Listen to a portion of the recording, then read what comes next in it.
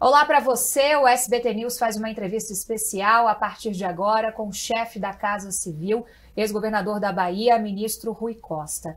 Ministro, muito obrigada por estar com a gente aqui nos estúdios do SBT News. Boa tarde para o senhor. Boa tarde, é um prazer estar aqui. Ministro, enquanto a gente grava essa entrevista, ainda está acontecendo sessão da CPMI dos atos golpistas de 8 de janeiro. E hoje o hacker, que teoricamente poderia não falar, está entregando muita coisa. O comentário do bastidor político é de que ele está fazendo uma espécie de delação, mas é claro que para uma delação ele tem que apresentar provas. O que ele já falou por enquanto? Ele fez várias incriminações ao ex-presidente Jair Bolsonaro, falou de grampo ilegal contra o ministro Alexandre de Moraes, falou também de uma ideia de criar um código fake para as urnas eletrônicas e por aí vai. O que o governo está avaliando? Olha, primeiro, relembrando que essa iniciativa foi da oposição, de querer insistir para fazer a apuração de um ato promovido por pessoas que queriam combater e negar o resultado da eleição, fazer um golpe no dia 8 de janeiro.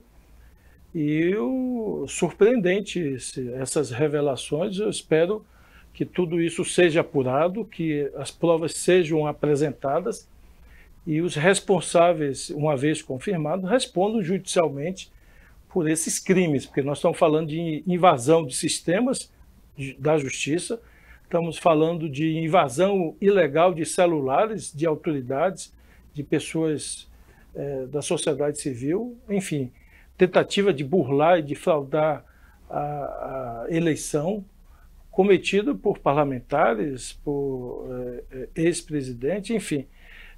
Uma vez provado isso, acho que isso tem que ser apurado e os responsáveis responderem junto à justiça. Isso que o senhor falou é muito importante, porque foi uma ideia da oposição. Inicialmente, o governo não estava encampando essas ideias de se criar uma CPI dos atos golpistas, mas o jogo virou e a CPMI está se debruçando sobre outros temas. A questão do hacker, a questão da eleição do ano passado, a questão das joias.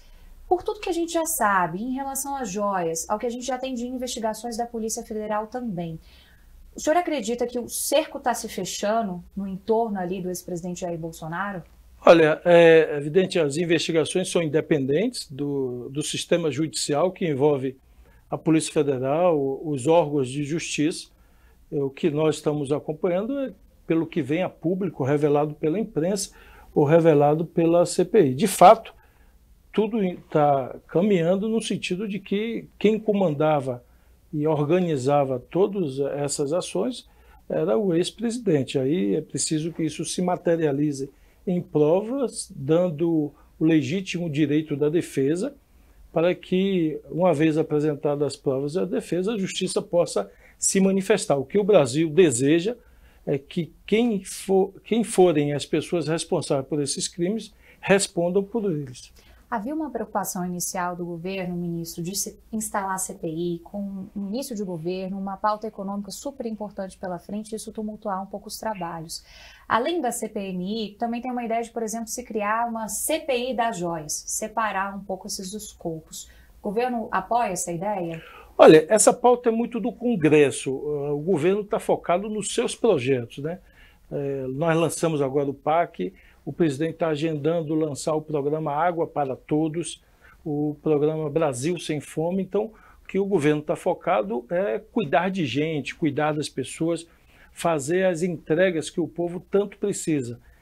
Entregar as obras que estavam paralisadas. Por exemplo, nós tínhamos 180 mil casas abandonadas há 6, 7, 8 anos. Então, nós estamos acelerando, já entregamos milhares de casas nesses últimos meses e queremos o mais rápido possível concluir para entregar à população essas 180 mil casas. Quase 4 mil obras ficaram paralisadas de escolas. Nós estamos acelerando para concluir escolas, creches. Então esse é o foco do governo. Esse trabalho de CPI é muito com o parlamento, o governo não se mete, o parlamento tem autonomia para tomar suas decisões. Eu quero chegar lá também, vamos falar bastante sobre o PAC, só para a gente fechar, amarrar esse assunto. Muitas suspeitas também em relação a militares. Tem uma PEC que foi proposta pela Defesa Civil que imagino que esteja ali na Casa Civil aguardando para ser enviada para o Congresso Nacional, basicamente para proibir a participação de militares em cargos civis. Será que é o time de encampar essa proposta?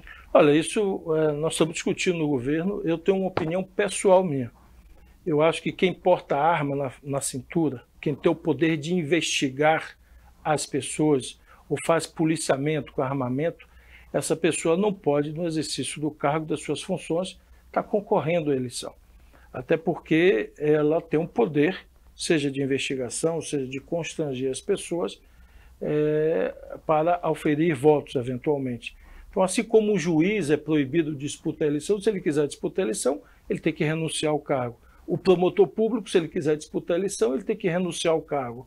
Eu entendo que os militares também deveria ser assim a lei, mas isso ainda nós vamos tomar uma decisão e o Congresso tem a última palavra sobre isso, evidente, essa é a minha opinião pessoal, que eu acho que algumas funções, essas funções estritamente judiciais, que envolvem polícia, promotoria e judiciário, elas devem ter restrição com relação à disputa. A pessoa tem todo o direito de querer disputar a eleição. Então vai escolher a carreira de político, assim como tem que deixar a carreira de juiz, deixa também a carreira militar para entrar na carreira política. São duas carreiras, ao meu ver, incompatíveis. Para a gente fechar essa questão das investigações que são feitas no Congresso, houve uma retirada de um requerimento de convocação do senhor na CPI do MST. Como é que ficou essa história? Foi outra CPI que acabou sendo esvaziada, também estava com o peso da oposição, mas depois da retirada da convocação do senhor, acabou perdendo um pouco também a linha. Eu acho que eles já tinham perdido o foco, né? Porque se eles queriam, em algum momento, tentar encontrar algum ato ilícito, alguma irregularidade do MST, eles começaram a usar aquela CPI como um trampolim de constranger, inclusive pessoalmente, as pessoas com temas diversos. A gente teve a oportunidade de acompanhar algumas sessões, falavam de tudo, menos de reforma agrária, menos de MST. E, portanto, foi se mostrando uma CPI de constrangimento, de agressões pessoais gratuitas. E o que nós estamos fazendo um apelo é para que a gente pacifique o país, para que a gente volte o olhar. Acho que quem se elege, tanto faz deputado federal, senador, presidente, governador, prefeito, a obrigação de quem se elege com o voto das pessoas é cuidar de gente, é cuidar das pessoas. Acho que todo mundo, cada um cumprindo o seu papel. Quem é oposição de fiscalizar, de cobrar, quem é governo com a fiscalização, a função de entregar, mas acho que a opção pelo bate-boca, pela agressão gratuita, o povo não gosta disso, isso não melhora a vida de ninguém. As pessoas querem que quem se elegeu ajude a melhorar a vida delas. Ao mesmo tempo, pacificar o país e ter essa agenda propositiva, principalmente no campo da economia, que é uma das grandes missões do presidente Lula nesse primeiro ano de mandato, passa pela relação com o Congresso Nacional. Ontem teve um encontro meio às escondidas do presidente Lula com o presidente Arthur Lira. As coisas estão mais afinadas agora? Olha, eu acho que o diálogo, é natural que as coisas do início, elas demorassem um pouco para se entrosar, mas com a persistência e com a vontade de todos, o entendimento está evoluindo. Nós estamos aprovando no Congresso as pautas principais do governo, as pautas econômicas, as pautas de remontagem da política pública.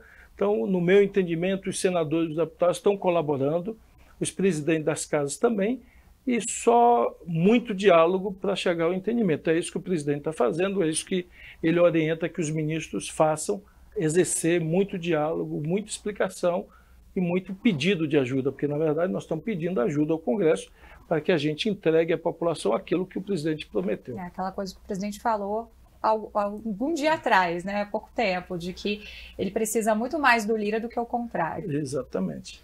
Ministro, e em relação ainda a essa questão do Arthur Lira, quando a gente circula pelos corredores ali da Câmara dos Deputados, a gente ouve muita queixa em relação à demora de entrega de cargos, demora de entrega de emendas. É uma necessidade que os parlamentares apontam de se azeitar melhor essa relação, talvez de fazer um pouquinho mais ali a política afinada com o grupo do Centrão, assim como todos os governos precisam fazer. Essa tarefa eu tenho repetido sucessivas vezes, que essa função não é da Casa Civil. ela é da SRI, do ministro Padilha, e isso ao longo do tempo está sendo absorvido pela imprensa, porque como nos governos recentes passados era tudo uma coisa só, a Casa Civil respondia por tudo, a imprensa, ou muitas pessoas da imprensa, continuaram achando que era a Casa Civil que faria isso. Não é. No governo Lula, a Casa Civil cuida da gestão e a SRI, o ministro Padilha, cuida da articulação política, das emendas, eventualmente das ocupações de cargos. Isso tudo cabe ao ministro Padilha, ao Ministério das Relações Institucionais. A Casa Civil cabe sim a interlocução com o Congresso, mas no que tange ao conteúdo dos projetos, ao conteúdo dos decretos, das medidas provisórias, para dialogar sobre o mérito, e isso nós estamos fazendo intensamente. E estão fazendo intensamente também as conversas para recompor o jogo ali da esplanada dos ministérios. Pelo que está se desenhando, pode ter mudança ali no Ministério, por exemplo, de Desenvolvimento Social, é o que anda circulando. É um ministério muito caro ao PT, uma bandeira muito importante porque cuida do Bolsa Família. Tem chance de mudança? Olha, o presidente chamou para si essa decisão.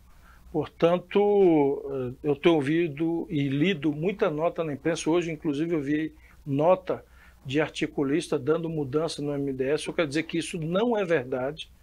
O presidente hoje se reuniu com o ministro Wellington, eu estava presente, participei da reunião, organizando o lançamento, dia 31 de agosto, no Piauí, do programa Brasil Sem Fome, onde ele vai fazer uma visita ao Piauí, vai fazer uma visita ao Rio Grande do Norte no dia 1º, e, portanto, não procede essa informação. O presidente disse, eu estou conversando, estou refletindo, assim que eu tiver uma posição, eu vou anunciar. E essa posição ainda não foi anunciada, portanto, não é verdade as notas que, inclusive, hoje estavam publicadas em sites ou em blogs ou em notas de articulistas. Tem uma possibilidade também que algumas fontes do Congresso falaram para a gente de desmembramento de pastas, para tentar acomodar todo mundo, porque é muita gente para ser acomodado. É uma possibilidade? Olha, o presidente está refletindo. Eu vi a possibilidade de desmembramento do MDS, essa não é verdade, ele não vai desmembrar. Ali é um ministério que tem como objetivo central cuidar de quem mais precisa. E é um conjunto de ações e de políticas que estão interligadas. Não tem como uma coisa ser feita sem a outra. Então, não haverá, pela decisão do presidente, desmembramento do Ministério do Desenvolvimento Social. Esse não haverá desmembramento. Outras possibilidades podem ocorrer. Ministério do Esporte, tem também Ministério de Portos e Aeroportos, são mudanças que estão aí nessa configuração. São muitas possibilidades a serem definidas pelo presidente. Eu acho que é impróprio. Eu já fui governador 8 anos. Quando eu dizia que ia fazer alguma mudança no governo, eu não gostava que algum secretário ficasse na imprensa dando palpite. Se quem vai fazer é o governador, o secretário tem que aguardar. Assim como se o presidente diz quem vai fazer sou eu, os ministros têm que aguardar a decisão do presidente. Essa decisão deve sair antes da viagem para a cúpula do BRICS? O tempo é do presidente. Eu acredito, o que eu posso dizer é que ele está determinado o quanto antes a tomar essa decisão. Ele está de forma intensa, ouvindo pessoas, refletindo. Eu diria que está próximo a ele tomar essa decisão. Bom, o senhor acha que essa primeira mudança maior no primeiro escalão, né, com essa readequação de forças, porque o objetivo de tudo é ganhar mais espaço também na base aliada, vai se traduzir em votos? Olha, eu acredito, é mais do que votos que nós estamos buscando. Se você chama alguém para participar com você de uma construção, esse alguém vai ter compromisso com os resultados. Se você chama alguém e diz, olha, venha só assistir que eu vou fazer uma apresentação. A pessoa vai lá e vai assistir. Se você gostou, bata palma. Tudo bem, a pessoa se gostou vai bater palma. Mas é diferente quando você diz, olha, venha me ajudar a construir, venha fazer parte da apresentação. Então o que o governo está fazendo é convidando os atores políticos, as forças políticas, a ajudarem a construir o programa de governo do presidente. E ao elas aceitarem esse convite, elas estão comprometidas com o resultado. Portanto, o empenho será muito maior.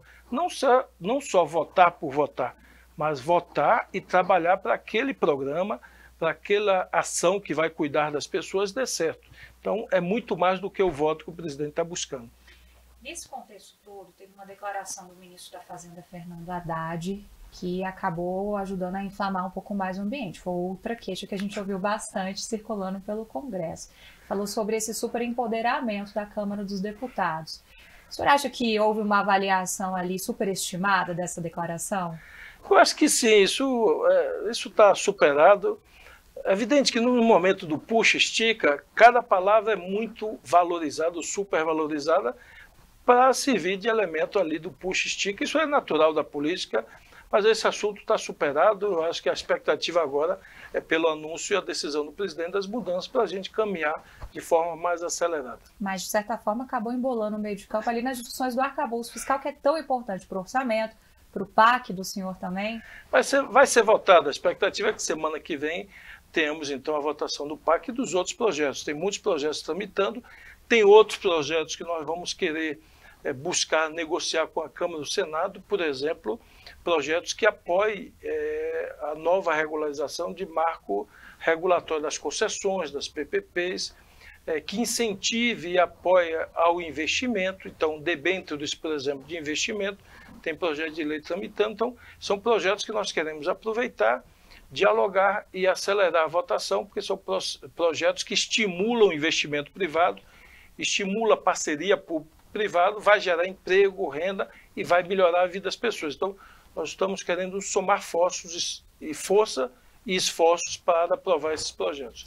Em relação ao arcabouço fiscal, ministro, outra impressão que a gente colheu no Congresso foi de que a questão da mudança no período de cálculo da inflação acabou, lá no Senado, é a polêmica do momento, com o texto voltando para a Câmara dos Deputados. O interesse do governo é manter essa mudança que foi aprovada no Senado. Exatamente. O pedido nosso, o apelo nosso para a Câmara dos Deputados é que mantenha essa emenda. Por quê?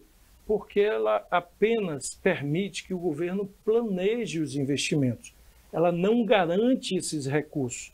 O recurso estará garantido ano que vem com o envio de um PLN ao Congresso Nacional.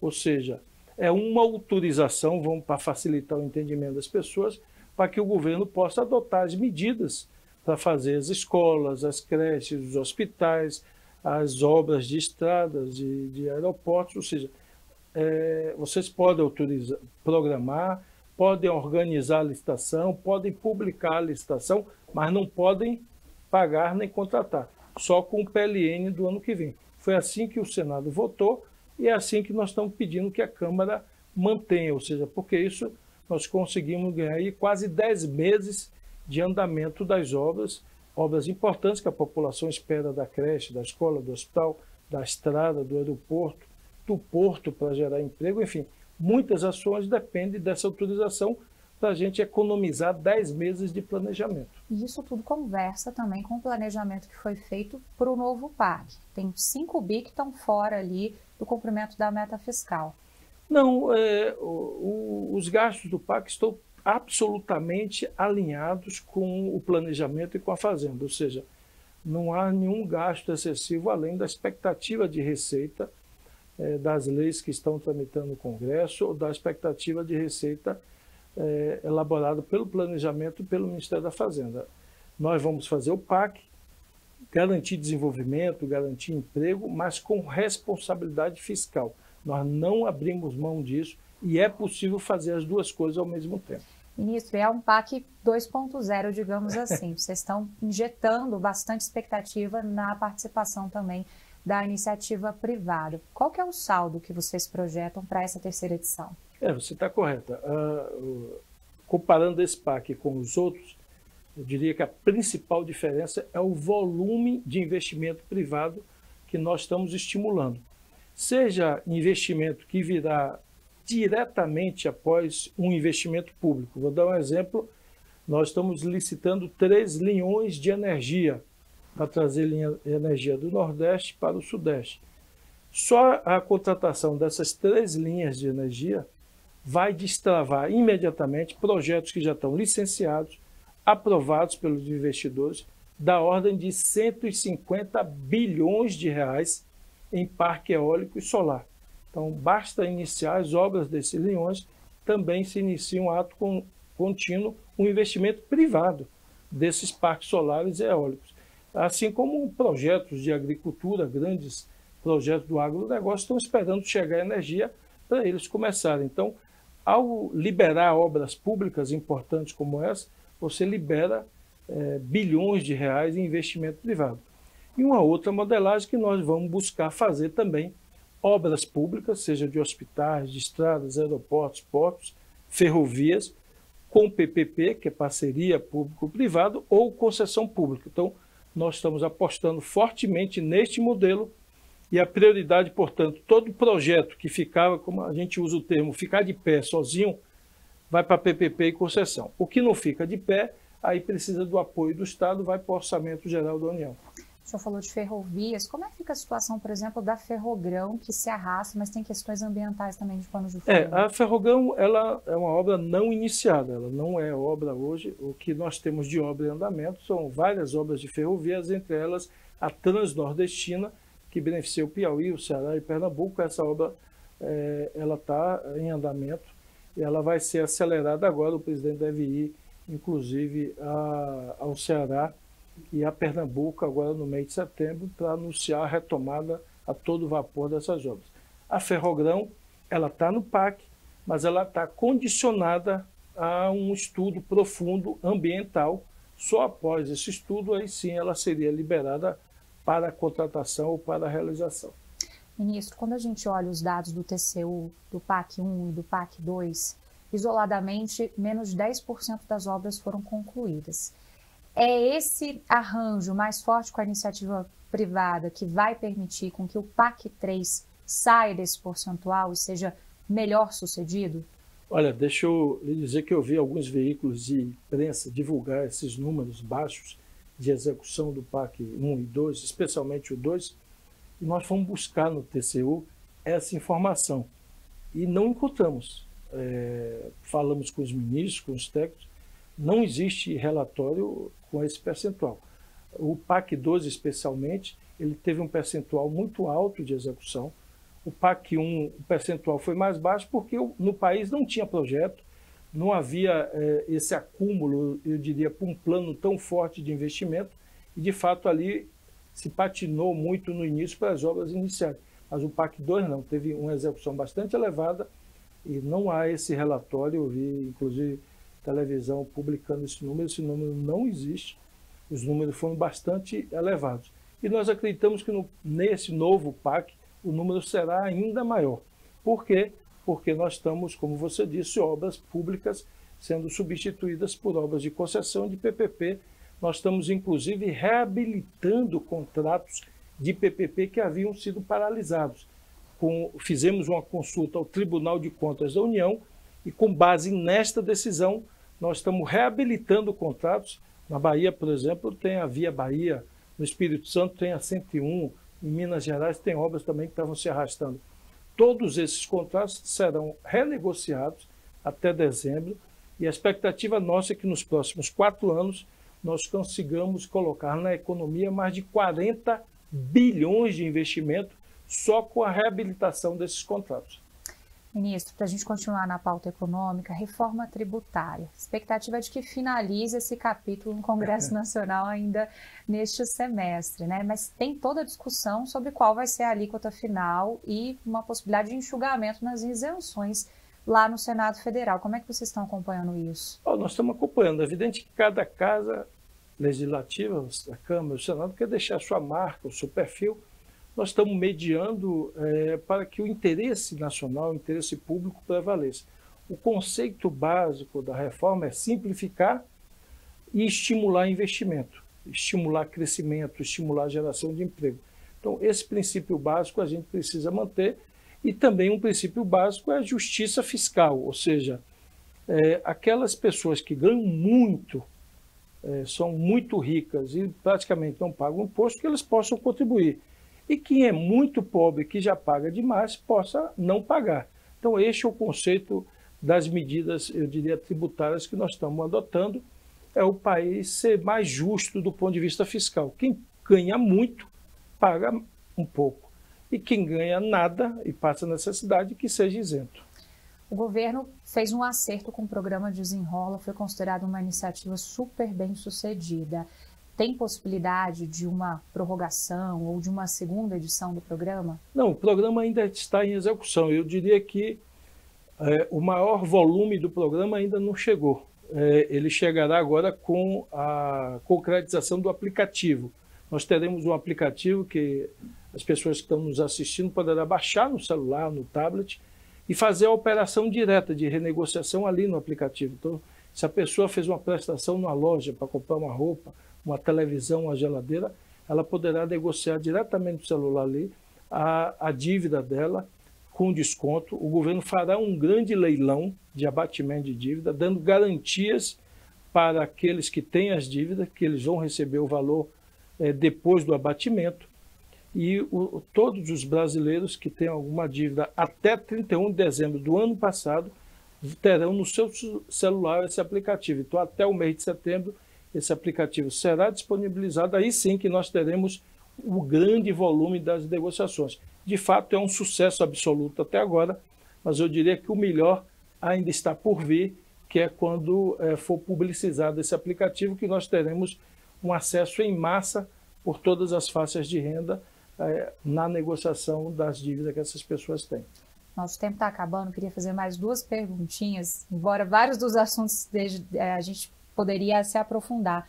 Mas o senhor falou de eletrodomésticos, e o presidente Lula chegou a levantar essa ideia, né, de se ter novamente uma reedição do programa da linha branca. Como é que isso está no governo? Isso está sendo analisado, mas nós temos uma restrição fiscal muito forte.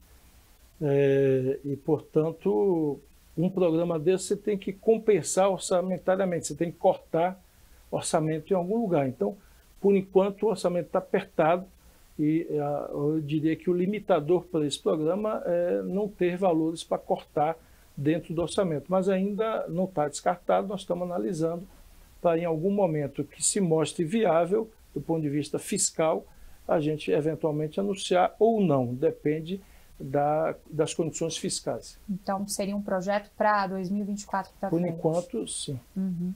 Ministro, para a gente terminar, tivemos um apagão em 26 unidades da federação. O senhor próprio foi um dos primeiros a comentar esse assunto no sentido de que houve uma falha técnica, né? Como é que estão as apurações? Tem um relatório que está para sair do Ministério de Minas e Energia também, investigação da PF? Olha, eu estou conversando várias vezes no dia com o ministro responsável pela pasta, que é o ministro Alexandre Silveira, Minas e Energia, e ele, inclusive, solicitou ajuda da Polícia Federal para esclarecer esse fato. Por quê? Porque a maior parte do sistema hoje ele está privatizado. Infelizmente, a empresa privada, a Eletrobras, onde ocorreu o problema, ela não demonstrou, nem para o ministro, nem para a sociedade brasileira, a facilidade em demonstrar exatamente onde ocorreu a falha, quais foram as condições, o que motivou aquela falha que levou a esse apagão.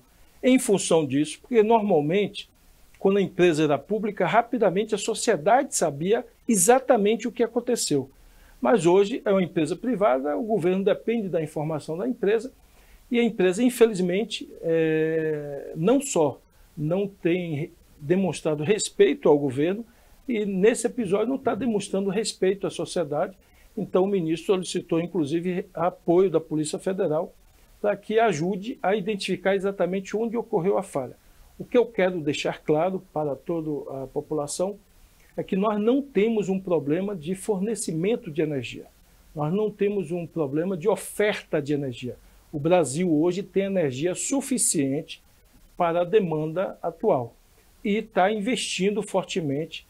Vários parques de energia serão inaugurados esse ano, ano que vem, e nós estamos estimulando que mais investimento seja feito. Portanto, nós não temos uma crise de oferta de energia. O que ocorreu foi um problema técnico que precisa ser apurado.